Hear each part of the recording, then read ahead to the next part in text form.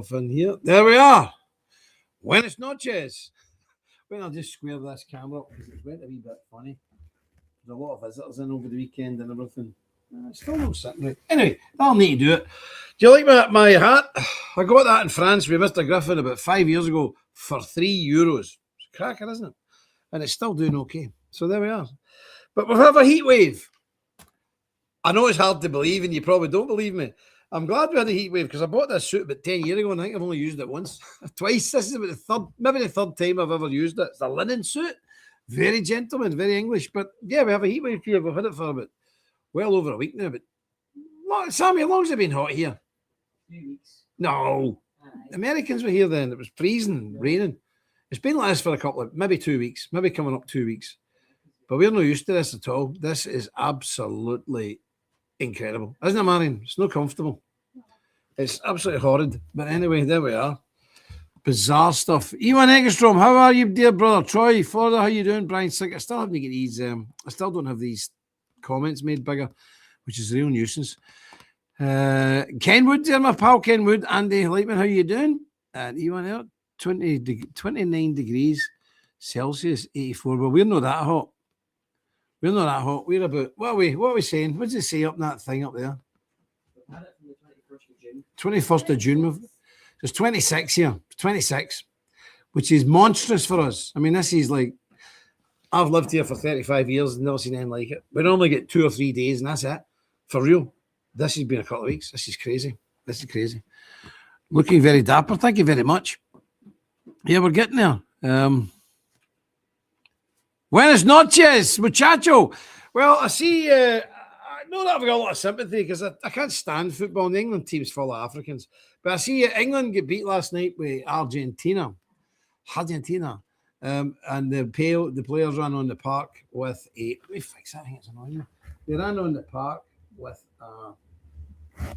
Malvinas flag. That's what the what do you call them? The Argentinians call the Falklands Malvinas because they say it's theirs. Now I know it looks silly because it's right next to Argentina, but it was an uninhabited island. We were the first people to settle it. So all the people there are British. They've been asked, "Do you want to stay British? Do you want to do Argentina?" 99.4% of them said, "We'll stay British." Plus, we had a war, the Falklands War, over it, and we lost several hundred men. So it's ours. So anyway, yes, Argentina beat England in the World Cup, but guess what? The Falklands is still British. The Falklands is still British. You can get stuffed. There you go. And now Argentina will be playing Spain in the final. So Argentina should tell Spain that Gibraltar is British as well. Put that in your pipe and smoke it. Cheeky people, aren't they? Outrageous. But there we are.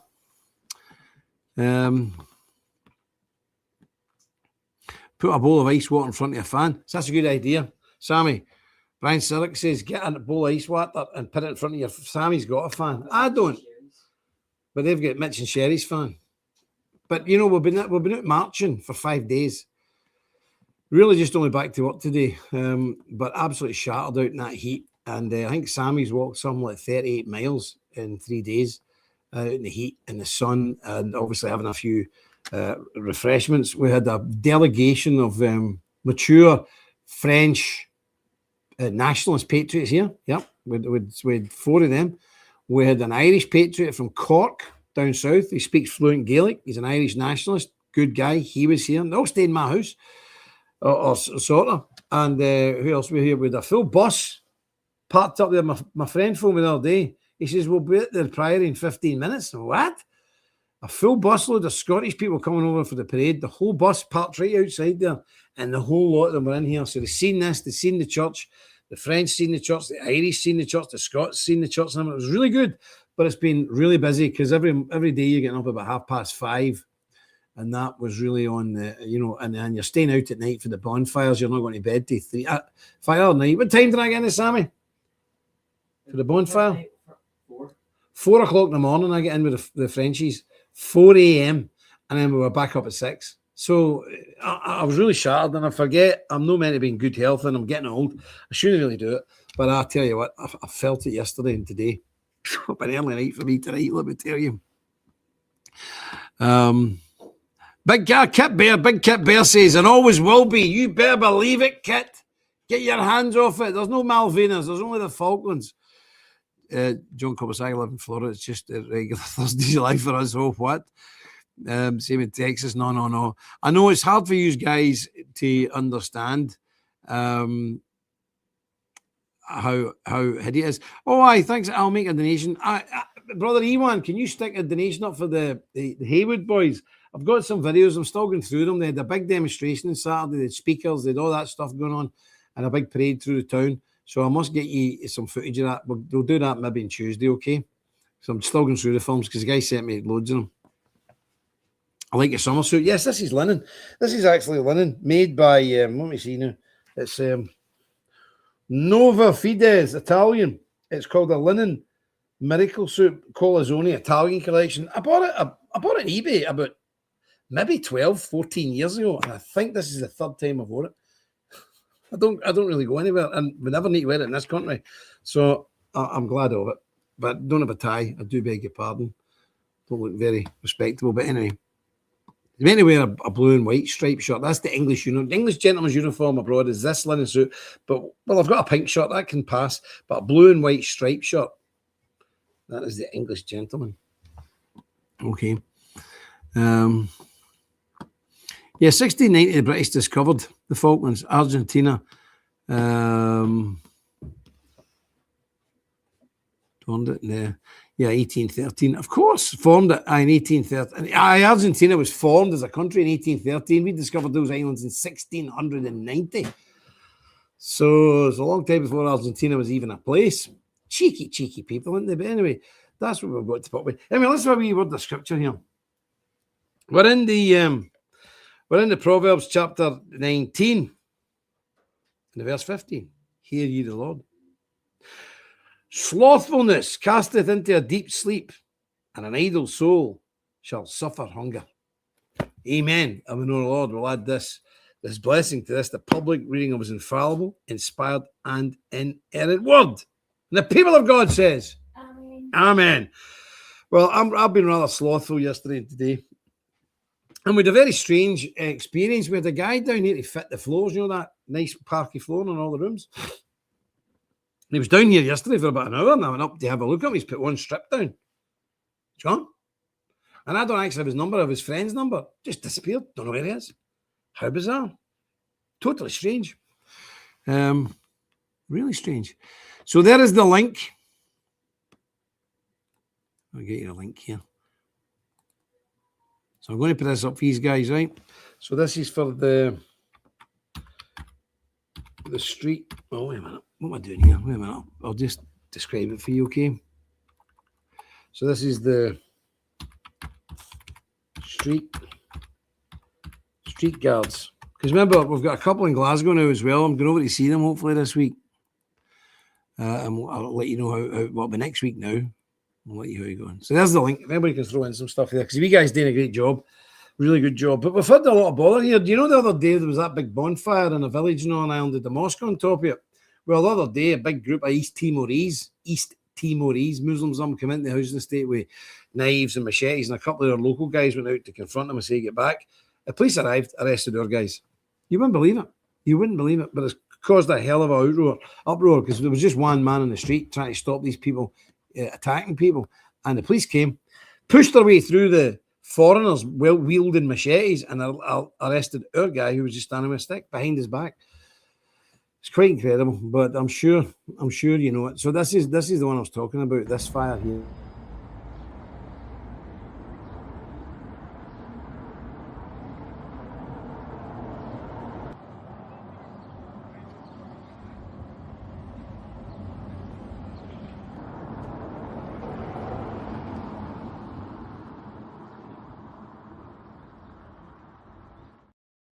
So there we go. So with the light the fire early, I've got some footage of that as well, just because the police were coming down with a huge mob to try and take the fire down. So the boys just set fire to it, and that was it.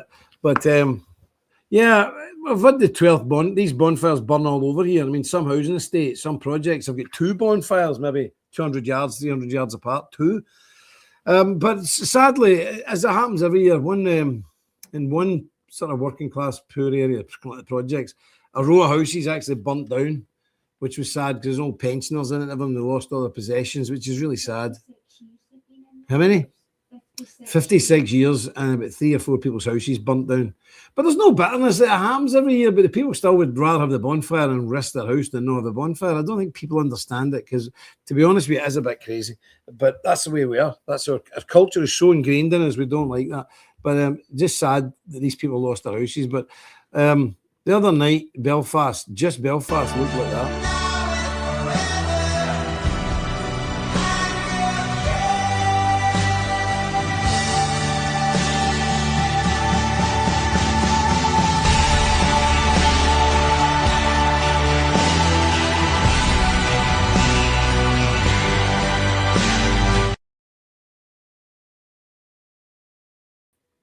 Now, you might think, we're Americans, Canadians, Australians, Swedes, Danes, English. Why are you showing us all this stuff? Because, as we suggested the other week there, we planned very carefully about to build this European Priory. And not just because I live here, we planned it very carefully because we're in a safe area, we're not behind enemy lines. And I knew, Nick Griffin knew, because he's no daft, and Jada Franson knew, because she's no daft either. We know that there is no other white culture on earth like this. And our Irish friend that came up the other day, he's an intellectual, he's an actual real intellectual, very smart guy, but he's an Irish nationalist. And he said, I took him one of the parades in Belfast, I mean, you're talking about 300,000. Well, the BBC said there was 200,000 people at it. If the BBC says that, and they hate us, there'll be 300,000 at it. And he couldn't believe it. And hundreds of bands and people marching, and you're there all day. You're there from the parade starts at 11 and it doesn't finish till 6 o'clock at night. And he was looking at this thing. I've never seen anything like this, and tens and tens and tens of thousands of young people, all wild and whipped up with the war music. I said, I've never seen anything like this. Now, he's an Irish nationalist, remember? And he said, your entire society is militarised. I said, I know. That's why we put the Priory here.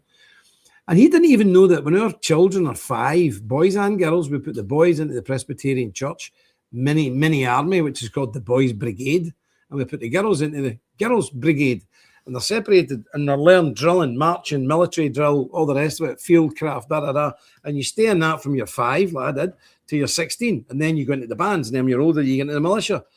So imagine if the Muslims were doing this. Can you imagine if the Muslims were putting their children into military schools in their mosque at 5 and keeping them there till they're 16 and then putting them into another military organisation like the bands, and then when they're about 20, 21, putting them into the militia?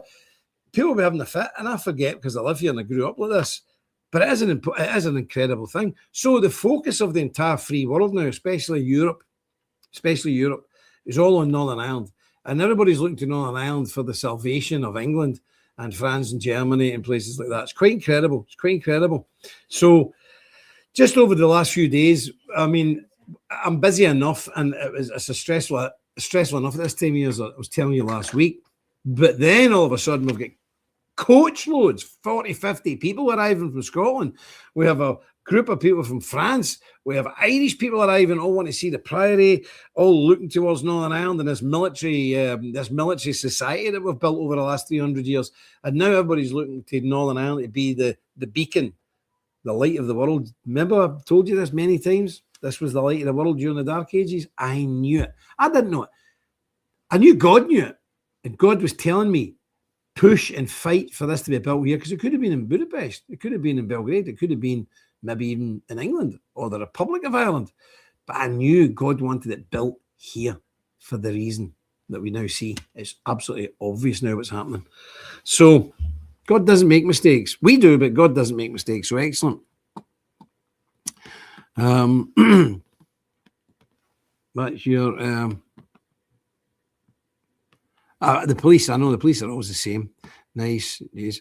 Donations made. Thank you very much, Andy. Well, my Irish intellectual friends looking at this gigantic, monstrous, humongous parade in Belfast, and he says, I can't believe there's even that many British people here. I said, this is only one parade. He went, what do you mean there's more? There's 18 parades in the 12th of July. It was 13th this year. 18, and it was just how? How can there be 18 parades like this? But this will be the biggest one. As Belfast says, he's not. Belfast is this. There's 2 or 3 now bigger than Belfast in the country. And he's like, how can this be? There only is 850,000 used people. I says, yeah, because today 800,000 are on the street. Everybody's out. Nobody's left. So quite an incredible thing. But another thing I wanted to say is this kind of purge TV. Although there's not a lot of people here, but this goes everywhere, and people share it and cut it up and do things with it. And I'm on doing the TikTok quite regular now. And obviously we're on the wee bit of Facebook. But certainly the TikTok and this and the X. I was amazed because I don't really go to the city very much. I really don't.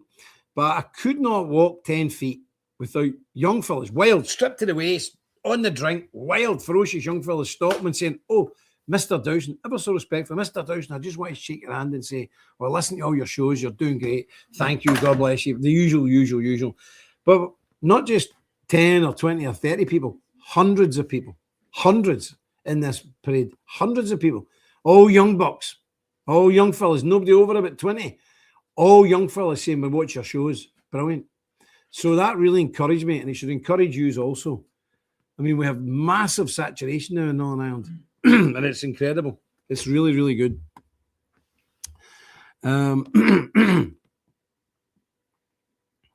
Did any of those people who visited the Priory join up with the order? A couple of them said they're going to join up. A couple of them are going to join up. But you see, the difficulty with this tribe that I belong to here is they're all in the organisations. You could be in the Orange, you could be in the Apprentice Boys, you could be in the band, you could be in another militia. So most people are maybe members of 4 other groups. So, if these things weren't here, we'd have a huge membership in Northern Ireland, thousands. But they've got all these other militias to be in. But we're picking up new members. I think in the last couple of days, 2 or 3 lives come in. Yeah. So we're getting there. Anyway, let's see what we've got here. So that was that. You seen that bonfire? So they lit it the other night, and this is the.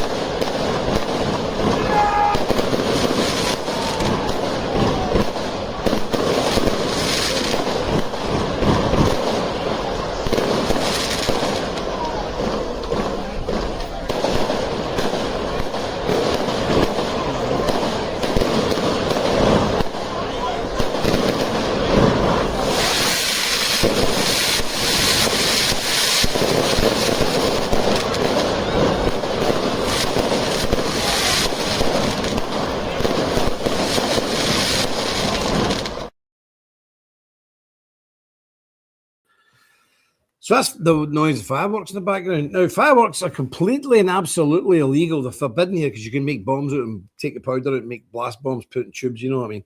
Anyway, they're completely illegal here, but it doesn't seem to stop us. It's pretty awesome, Kit Bear, eh? Pretty awesome. Remember, we have about 3,000 fires, and there's about 200 of them big like that. But 200 that are big like that. The rest are only half as big as that, maybe. That one was 200 feet. Most of them are around about 80 feet, something like that.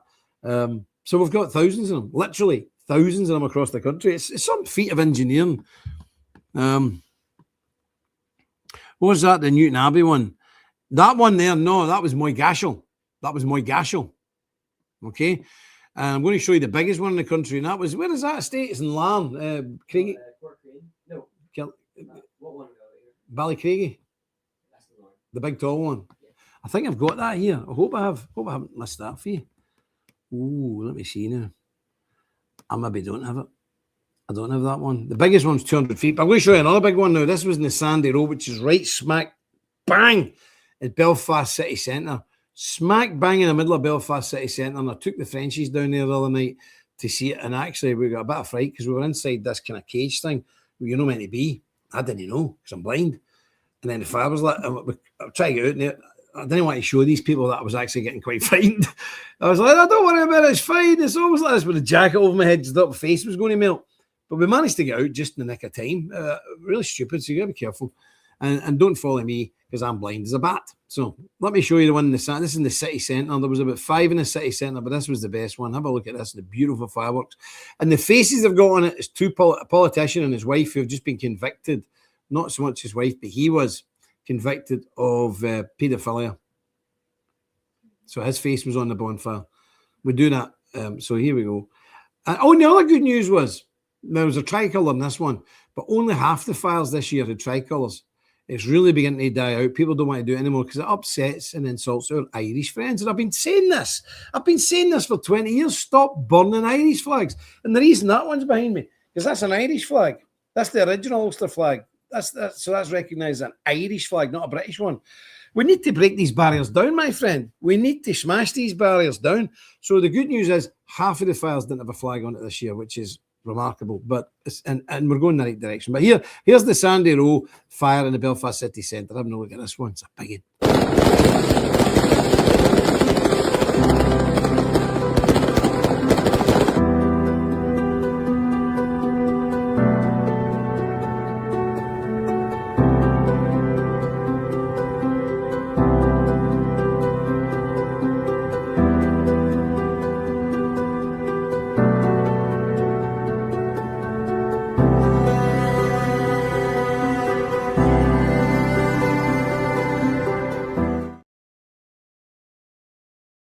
And all those tall buildings around it are international hotels, and the fire brigade's on the roof just pouring water down because our bonfires were there before the hotels were built. You shouldn't have built your hotel there if you didn't want it near a bonfire.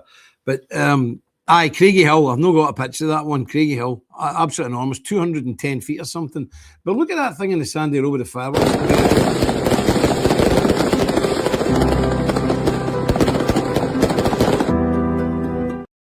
Absolutely incredible, isn't it?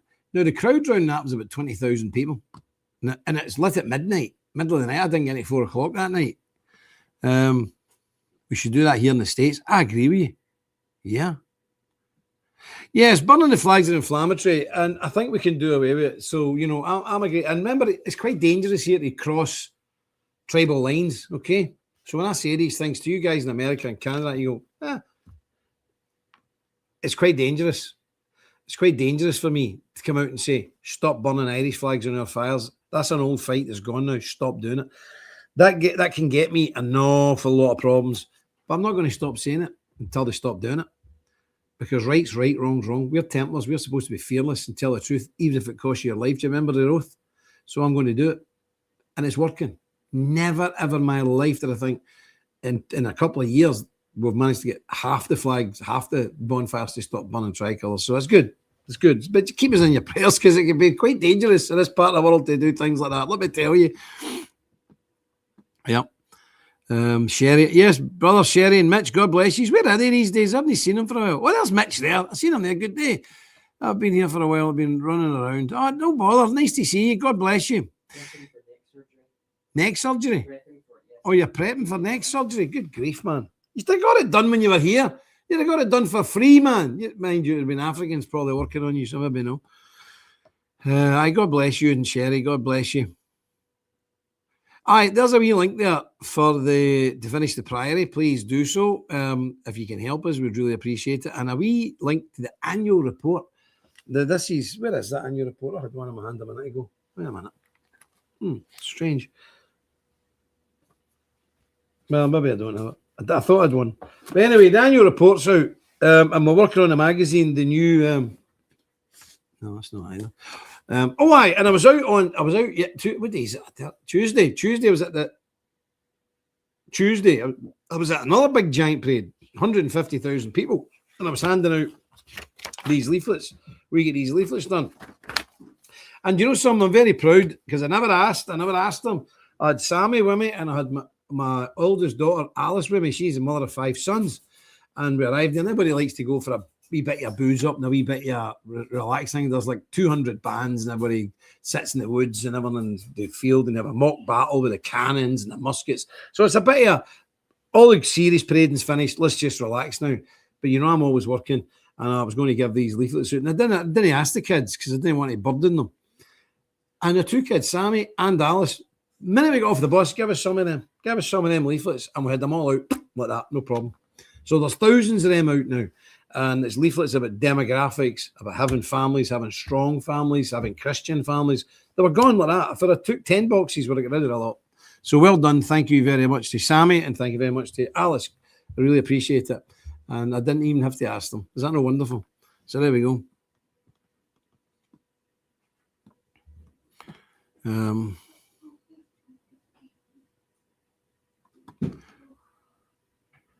Yep, okay. Mitch is there. It's okay, Johnny. Get it free. Oh, very good. That's not so bad then. Right, that's good, Mitch. Probably safer getting it done in America, to be honest, we know in the state of our National Health Service. So that's them files there. I hope you find them interesting. It's very good. But here's an interesting thing.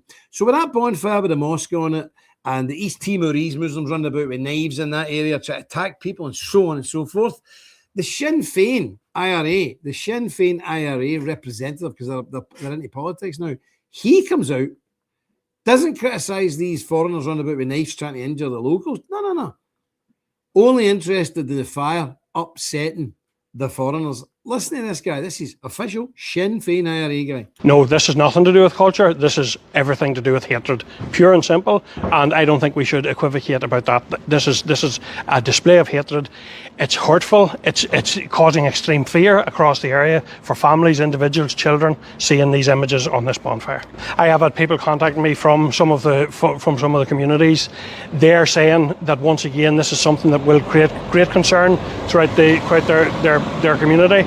And I'm just trying to reassure them this doesn't represent everyone. This is a tiny minority of people, but it cannot be tolerated. And I don't think we should allow this to be conflated with any kind of legitimate act of politics. This is just about one thing. It's about hatred. And what we need to see is leadership now to say that this is not acceptable. We all need to stand together and call this out for what it is. Hatred. Because we have a bonfire, a cultural bonfire, because it's upsetting the Muslims. This is a man who's in a party that represents an organisation that used to walk into churches, little Pentecostal churches. They're a bit mad, but they're harming nobody up in the mountains in the countryside and machine gun people to death. Who would get into halls, the machine 3 people in a Pentecostal church, in another church, another place, another hall, militia hall, they were doing a prayer meeting, and the machine gun 5 people to death, and then left a bomb at the door to catch the rest of them. But it didn't go off, thank goodness. This man represents a Marxist organisation that was responsible for the deaths of 4,500 people in this tiny, tiny country. That would be like over 1 million in America. And this man is upset by a bonfire with a model of a mosque on it. Obviously, it's a political statement. They didn't go and actually burn the mosque. But this is a man whose hands are dripping in blood. This is a communist, pinko, red, death squad member, and he's having a go at us for having a bonfire that upsets the Muslims. And you know, the IRA and the Sinn Féin are still writing in the walls, Brits out, but their mantra is now bring every African in, have no borders, have no immigration policy, let as many come here as they want, as long as the Brits leave. God help Ireland, and I mean that. God help Ireland. We need God to step in because the Irish are in a terrible state. It's really sad. It breaks my heart because I love Ireland, north and south. I love it. It's God's country. But these people, these Marxist, communist, pinko traitors are destroying it. And thank God also we have somebody like Niall McConnell in Ireland.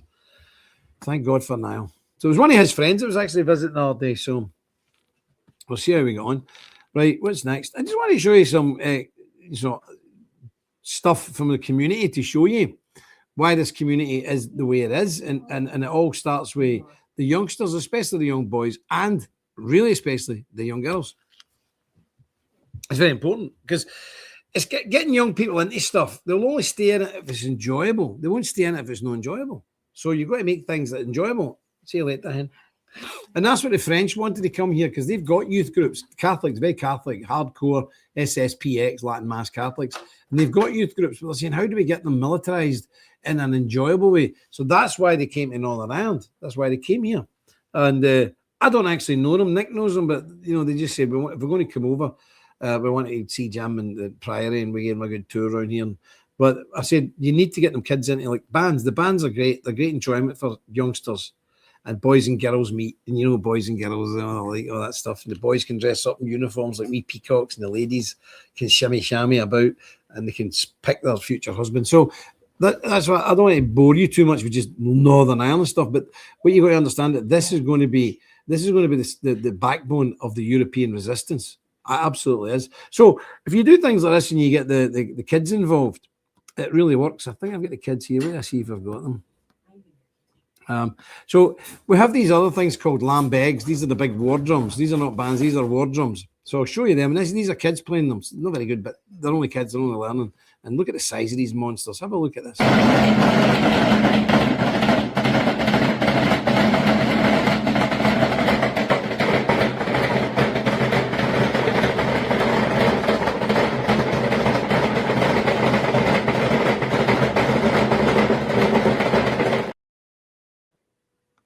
Now, you think, what on earth are these big drums about? Well, before we had telegrams and telephones, we were a small, isolated community. So if we were being attacked, if our farmstead was being attacked, this is why we made such a good job when we went to the Appalachians and Missouri and Indian fighting, because we've been doing it for hundreds of years. So if we were being attacked, I would have one of these drums and I would have my own special beat. It might be ta-ta-ta-ta-ta, ta-ta-ta, ta-ta-ta-ta, ta-ta-ta-ta. So they know that's Jim Dowson's beat. So if I was beating that, these drums are unbelievably loud. Unbelievable. You can hear them up to 12 miles away. So all my kinsfolk from miles around in the hollers and in the fields would hear it and say, Jim's under pressure, and everybody would make their way there. So it gave us a technological advantage over our adversaries. They couldn't understand how all these people would come very quickly to the aid of a farmstead or a homestead being attacked. It's an old thing 300 years ago, but we still use them. It's incredible, isn't it? Everybody's doing well. Absolutely, God. Yes, absolutely. So that's that. But I'm trying. I thought I had one here with the kids here. Maybe this is the kids, teens, and that's it. The teens. This is a band that was only made was it this year, that teen band? 2 months ago, yeah. A couple of months ago. The oldest member in it is 19 years of age, and it was a band that used to exist 50 years ago. Their grandfathers were in it. And then it packed up. You know, the Sinn Féin always say our culture's dying, our demographics are going down. But because of our nature, we're Border Reivers, Ulster Scots, Scotch Irish, when we feel pressurised, we become more animated. So there's a band that stopped operating 50 years ago. When is that? 70s. And these group of boys who are the grandchildren and great-grandchildren of the men that used to be in it resurrected it. The oldest one is 19, and they've only started up 2 months ago. Have a look at this. 2 months ago.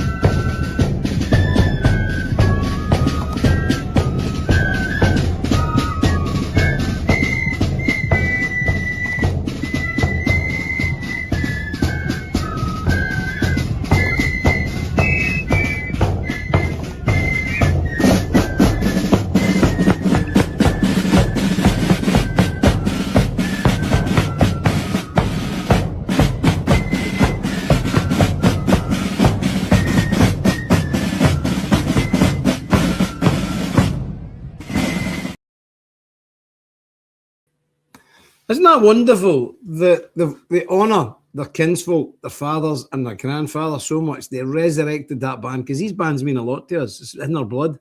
And these grandchildren of men who thought when they packed the band in 1972 or something, well, that's the end of that. And the band was maybe going for 100 years before that. That'll be it. We'll never see the drum in the street again. And now their grandsons are carrying that same drum.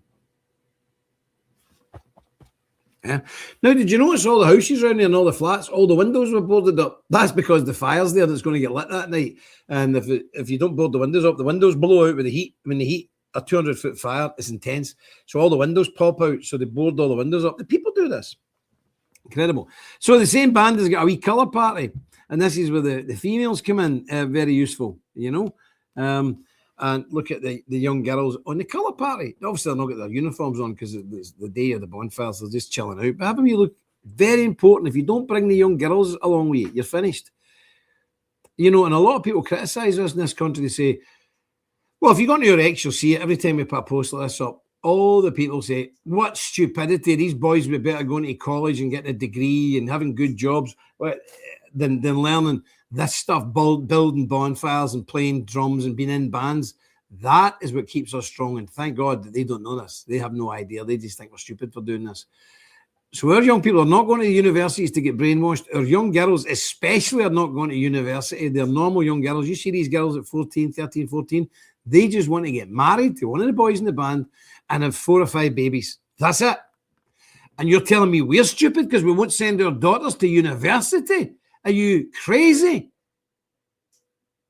That is why we're strong, because these young girls, they're not stupid. They're not illiterate. They come from very bright families. But they want to do what their tribe's always done. Marry young, have babies, and keep in the military tradition, in the lodges, in the bands, and the militias. I don't think we're stupid. I think we're probably some of the smartest people on God's earth. And that's why this little country, for all its problems, is still free. So have a look at the ladies. You don't have the ladies, you have no future.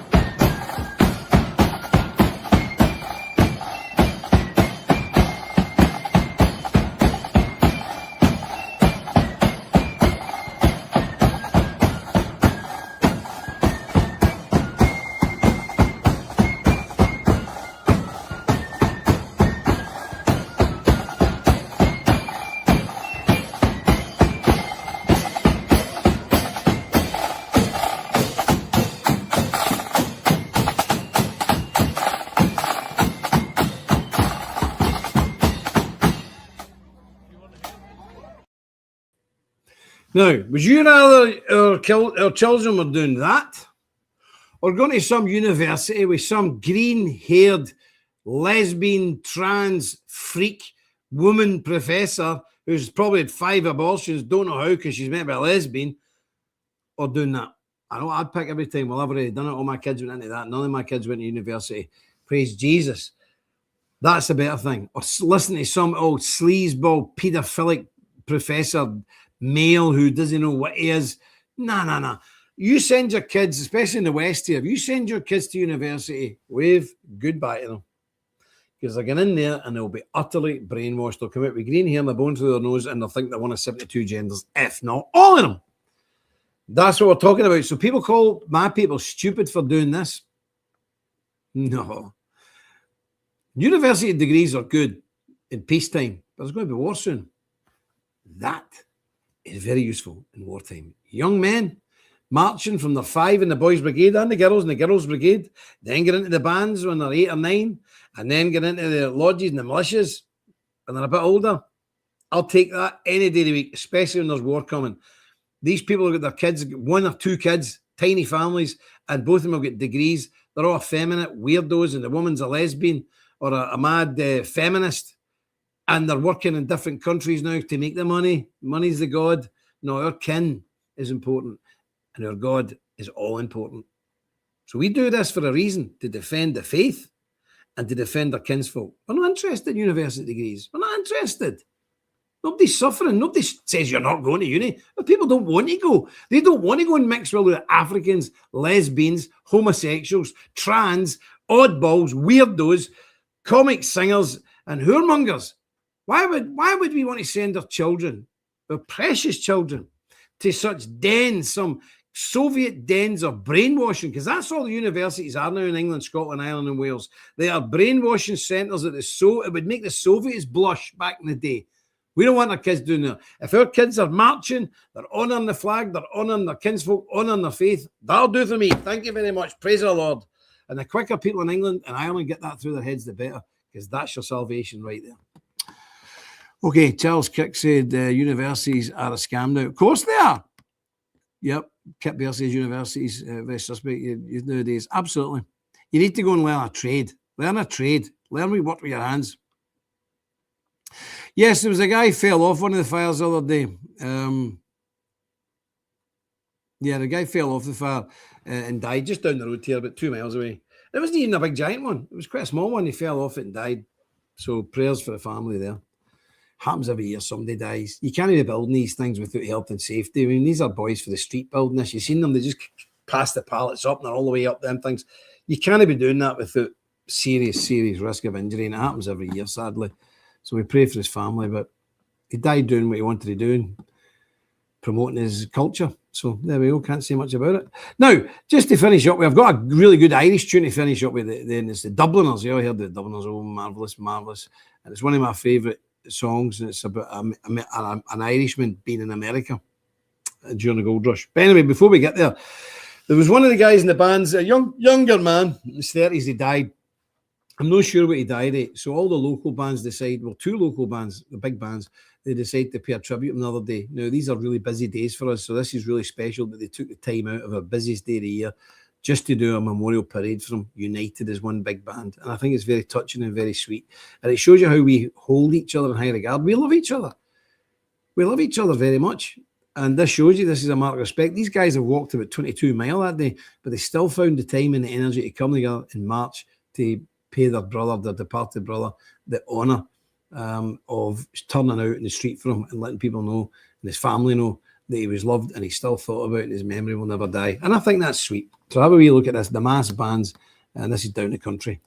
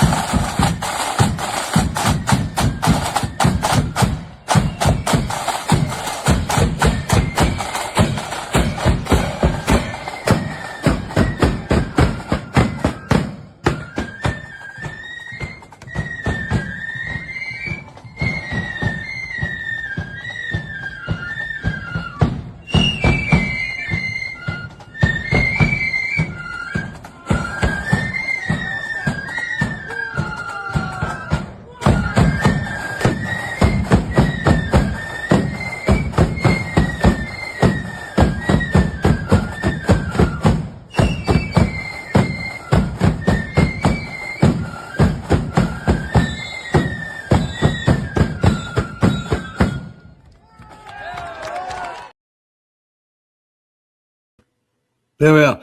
I know, Brother Tom's there, you may watch it later. He loves the wee bands, doesn't he? He loves them. But that's a wonderful token for his family. Because remember his family, his kids, and that'll be there watching that and thinking, my dad must have been very well thought of, my son or my husband. It's very nice. It's very nice to see.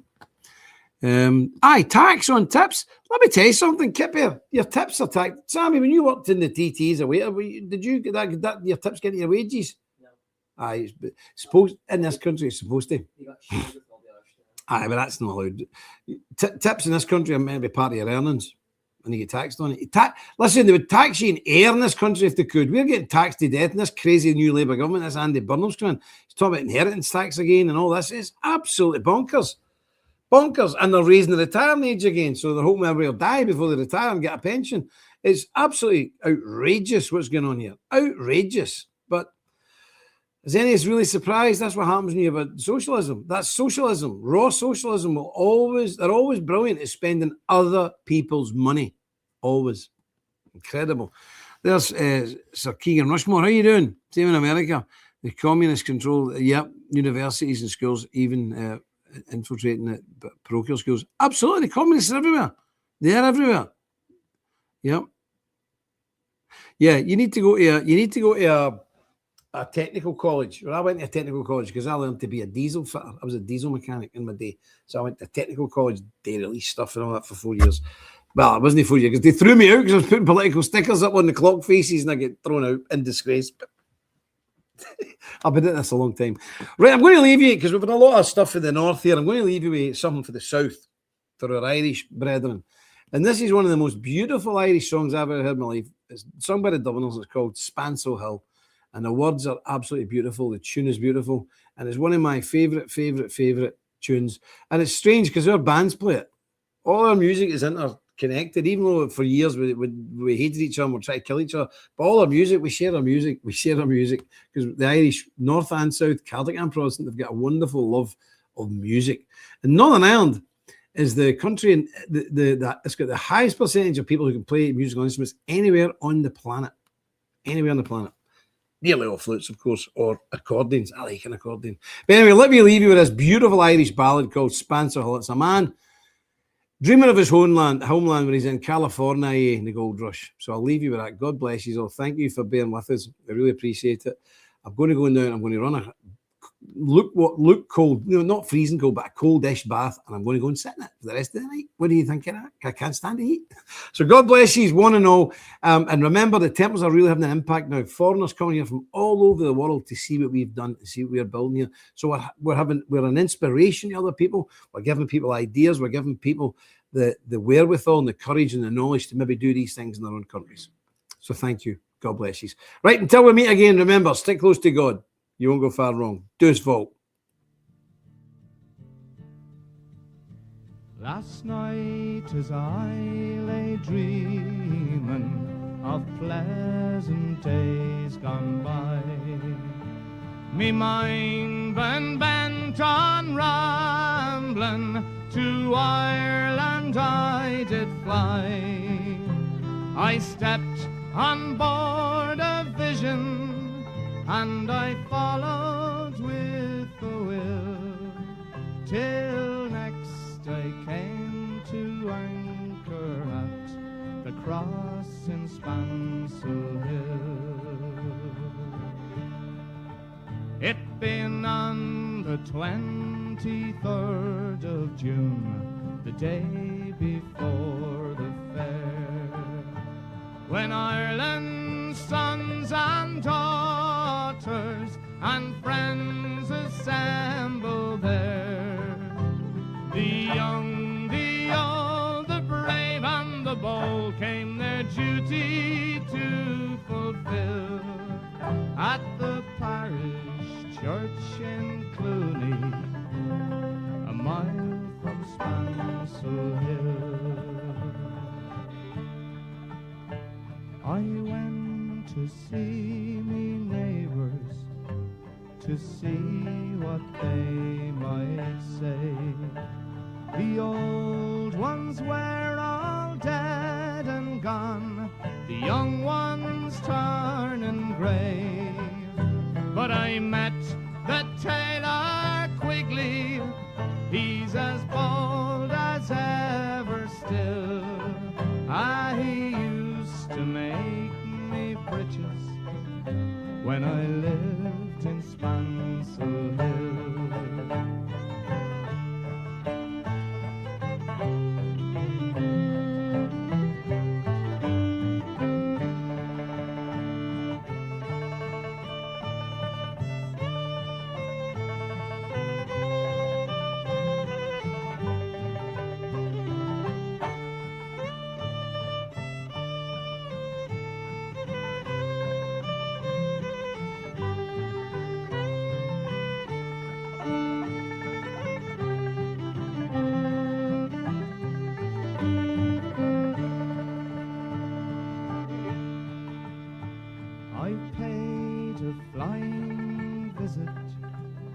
To my first and only love, she's as white as any lily, gentle as a dove, and she threw her arms around me, saying, Johnny, I love you still. She's now the farmer's daughter and the pride of Spancel Hill. I dreamt I held and kissed her as in the days of yore. Ah, Johnny, you're only joking, as many's the time before. Then the cock, he crew in the morning, he crew both loud and shrill. I awoke in California, many miles from Swansell Hill.